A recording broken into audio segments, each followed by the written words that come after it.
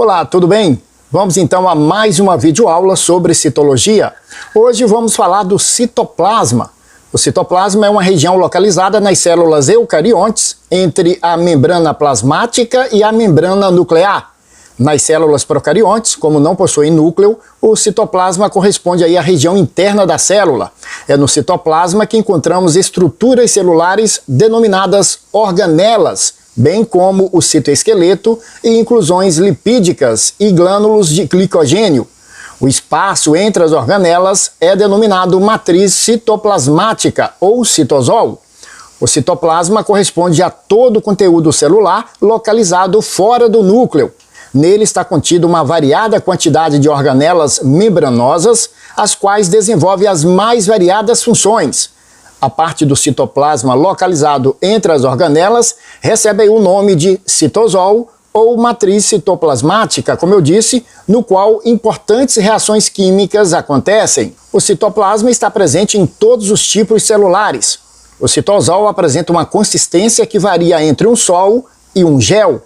Essa consistência é adquirida graças à sua composição, que inclui aí uma grande quantidade de moléculas grandes e pequenas. Formado principalmente por água, o citosol apresenta ainda outras substâncias como proteínas, aminoácidos, carboidratos, lipídios e íons.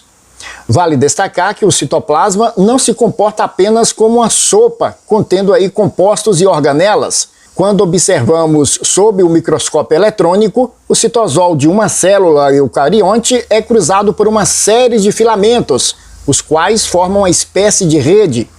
Essa rede é o chamado citoesqueleto, o qual é constituído por filamentos de actina, microtúbulos e filamentos intermediários.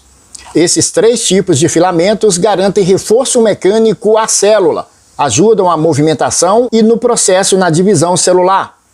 Além disso, o citoesqueleto é importante para garantir o posicionamento adequado das organelas. As organélulas celulares estão suspensas no citosol e são encontradas nas células eucariontes. Vale salientar que os ribossomos, por não apresentarem membranas, não são considerados organelas celulares por alguns autores. Outros, no entanto, denominam-no como organelas não membranosas. Independentemente da classificação, os ribossomos são complexos constituídos por RNA ribossomal e proteínas, que apresentam como função a síntese proteica. Essas estruturas estão presentes tanto no citosol de células eucariontes quanto de células procariontes. Dando sequência nesse desenho, vamos ver o nome de algumas organelas celulares e algumas das funções desempenhadas por elas. Temos aí a mitocôndria, a função responsável aí pela respiração celular. Lisossomo, organela relacionado com a digestão intracelular. Cloroplasto, exclusivo da célula vegetal, tem como função aí o sítio de realização de fotossíntese. Temos o retículo endoplasmático liso, envolvido em diferentes processos, como a síntese de lipídios e desintoxicação. Já o retículo endoplasmático rugoso, envolvido em processos como a produção de proteínas. Temos ainda o complexo golgiense, relacionado com a secreção celular, e o vacúolo central ou vacúolo de suco celular, exclusivo da célula vegetal, que atuam, por exemplo, no acúmulo de substâncias e manutenção do pH da célula. Agora vamos falar dos movimentos citoplasmáticos. Como vimos, o citoesqueleto está relacionado com a movimentação do citoplasma. Dois movimentos celulares podem ser identificados: o movimento ameboide e a ciclose. Primeiro vamos falar do movimento ameboide. Leva ao deslocamento da célula inteira.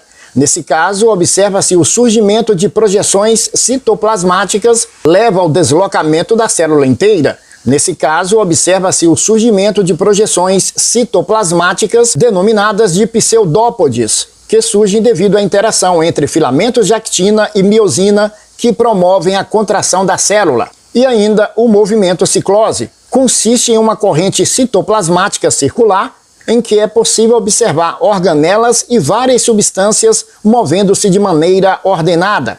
Essa corrente é importante para garantir a troca de substâncias dentro da célula e também entre a célula e o meio ambiente. Também é provocada por interações entre actina e miosina. Agora vamos falar das funções do citoplasma. O citoplasma é fundamental para a célula, desempenhando aí várias funções, como serve de local para a realização de diferentes reações químicas, facilita a troca de substâncias dentro da célula e entre as células adjacentes. Devido à presença do citoesqueleto, o citoplasma atua promovendo a sustentação da célula e garantindo aí sua movimentação, no caso daquela que apresenta movimento ameboide.